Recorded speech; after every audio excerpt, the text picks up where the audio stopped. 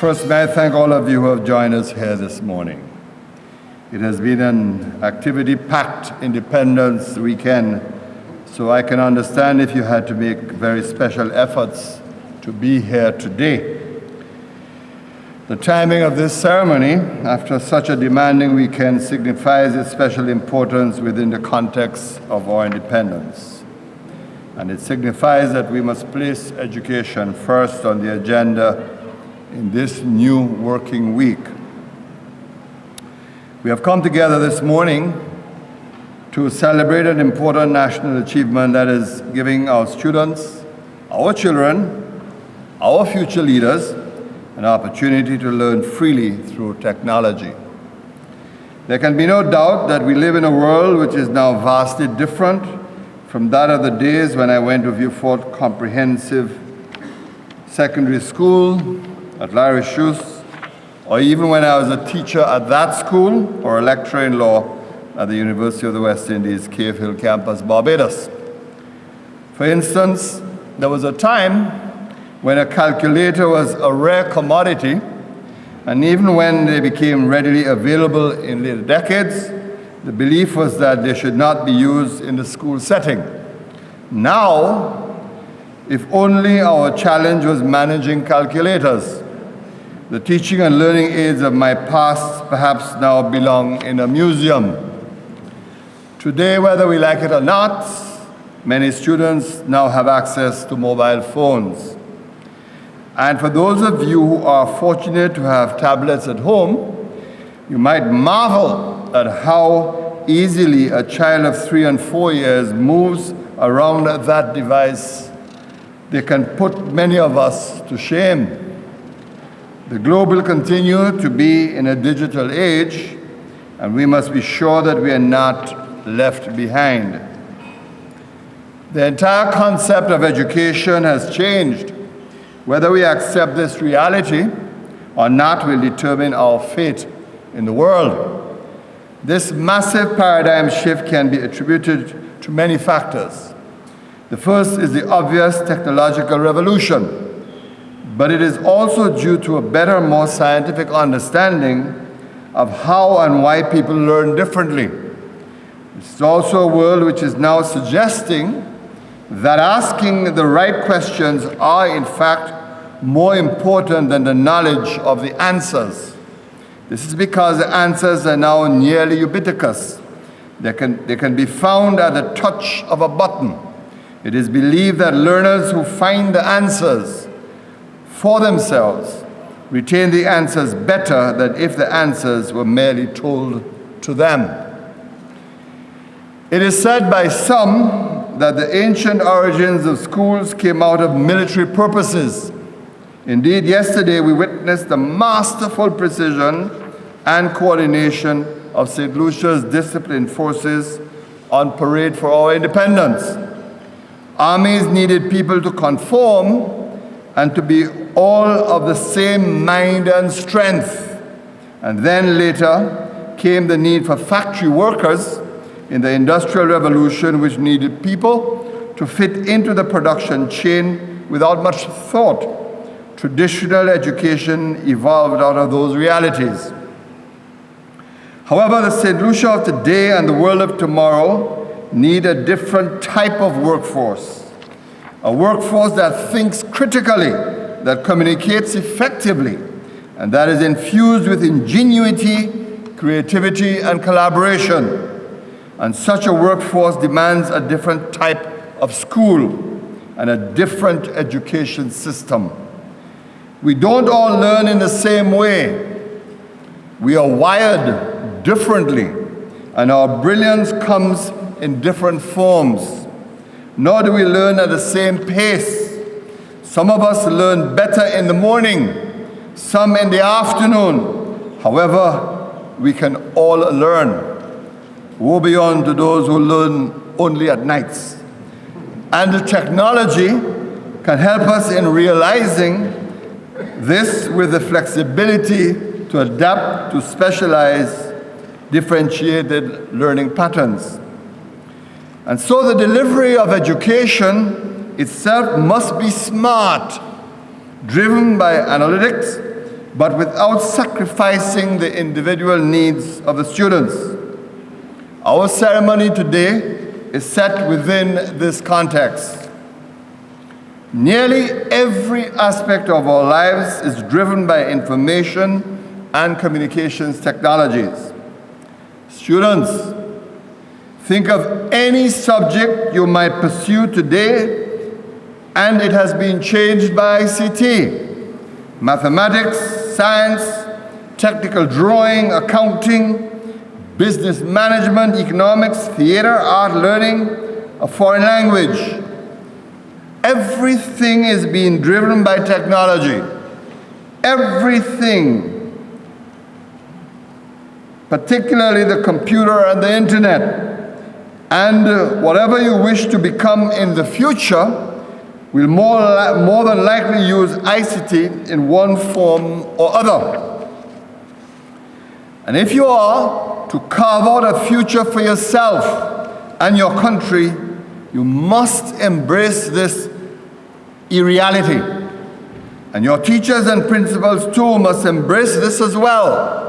And I know some would immediately point out that the students are indeed embracing this reality at a much better rate than some school staff. This is why this independence gift from the Republic of China, Taiwan, is also tackling the needs of teachers in the classroom. This year, as you heard, we will be helping teachers to make the technology transition. Through this gift, we are aiming to train over 500 teachers to apply technology in the classroom, not just for IT, but for all areas of learning. The teacher is no longer the sage on the stage, but the guide at the side. Teachers, you can no longer see your role as the one who gives all the answers, but more so the one who assists the students in asking the right questions so that they can find the answers. However, the age of the internet can also be the age of information overload. You are bombarded with information of all sorts, and perhaps most is not what you really want. It is often said the internet is like pouring a cup with the Niagara Falls. Your role, therefore, is in assisting curious students in being able to research, in finding the right apps or the right learning platforms, in guiding them to think carefully and analytically about what they are seeing or hearing, and to guide them along the connectedness of knowledge and learning. There is great power in this gift of over 3,800 laptops here today. These laptops can help change the dynamics of learning for you students. The laptop that you and your friends will be receiving today and in the coming weeks are like space shuttles to the entire universe. You can be connected to anyone, anywhere. You can be connected to the world. You can be connected to knowledge. But it is also a powerful tool which you can use to manipulate the world. You can discover the mysteries of the planet, and you can use it to create new things. But tools are what you make of them. You must embrace them with positivity and curiosity.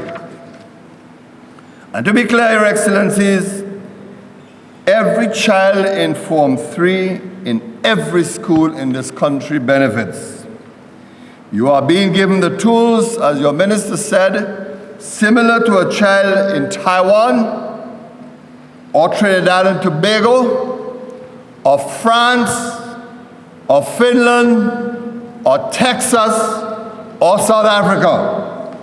You are being provided with the means to learn on your own at your own pace. There can be no excuse to not knowing. To the younger people here, believe me when I say that this is an exciting time to be a student. I think my colleagues will tell you that I always tease them and say, how I wish I could get younger. This is an exciting time to be learning. This is a liberating device which you will be taking home. Show deep gratitude for this gift by respecting it, by protecting it, and by making the best use of it. But remember, your greatest gift of all is already with you. It's your mind. Use it well. Develop it, treasure it. A mind is such a wonderful thing, so mysterious. So many possibilities, so beautiful. It is how you use it that matters. This year, the Republic of China Taiwan is also enabling us to expand access not just to one grade, but to the entire school population, through the provision of 550 desktop PCs for school computer labs. And as you heard, and we repeat for emphasis, over 125 projectors to aid schools with teaching and classroom activities will be provided to our schools. Principals, your entire student body can see the benefits. As you heard again, and I repeat, this gift is valued at $3.7 million Eastern Caribbean dollars. This gift adds to what has been a silent revolution in the education of our youth. This is the third year that we have made laptops available to our students, and it is all in keeping with the vision this government had set out in our blueprint for growth. My message to the Ministry of Education is this: the solution to our challenges today does not lie in throwing more money at these challenges, but rather to make better use of the resources we have at hand. I know too, this sounds as anathema. You don't like me to say it. You don't want me to say it. But we know each other long enough that I can talk to you frankly, openly, and directly. But consider that each year we are already spending over $175 million per year running our education system. And for the abundance of all doubt, let me say that St. Lucia has one of the highest percentages in any budget in the Eastern Caribbean to education. In fact, your minister, Dr. Lewis, is echoing to me not just the Eastern Caribbean or the Caribbean, but the Commonwealth. And we are doing so in the midst of falling school populations. We all want better equipment, more training, more counselors, expanded support services for students. The question then must be, can we optimize? Can we rationalize? Can we be ingenious? Can we be creative? Exactly the values that we want to preach to our students, can we be the same in our schools and in our classrooms? Can we achieve savings in some areas so that we can improve services in other needed areas? For instance, we have a surplus of teachers, many of whom are excellent at what they do. They have been well trained. Some have pursued training on their own. They're excellent, brilliant people, I know because I interact with them. Let's put some of these teachers to work in strengthening curriculum development, in producing online education resources, in promoting the best teachers to supernumerary positions where they can impact not just on one school, but many. We need now to move to the age of mobility. If we have an excellent teacher at Plainview Combined, why on earth we do not use the skill of that teacher at a school in Swazel or a school in Buto, or for that matter in Soufrière? Why have we become so ossified in our views? This is the age of innovation, the time of innovation. And make no mistake about it, you are the best minds in this country. I came from you and I know you. You're the best minds and we can make this country different. We must innovate and think creatively. We must challenge ourselves to perform better. In parting, I extend our national thanks, gratitude, and appreciation to the Republic of China, Taiwan. This request for laptops was made to my friend, the outgoing president of Taiwan, President Ma, during my last visit to Taiwan. He willingly obliged. And I repeat, he is my friend. The request was made to him as other requests was made to him, and he has always been responsive to those requests. Taiwan is a country that has benefited so much from embracing technology. We need to learn from their experiences so that we too can transform our society and economy. The people of Taiwan have managed to transform their country from one dependent on farming to one of the leading computer and electronics manufacturers in the world.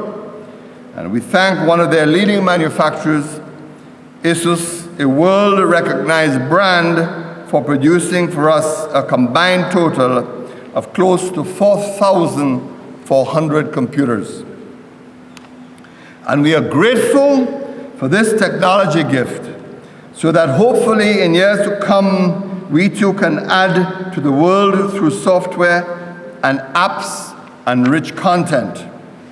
Your Excellency, the government and people of St. Lucia say thank you to the government and people of the Republic of China, Taiwan, for what is a magnificent contribution to the future of St. Lucia's children. Distinguished ladies and gentlemen, students, let's now power up these devices and begin learning how to change the world. Thank you, and may you have a blessed and wonderful day. Thank you very much.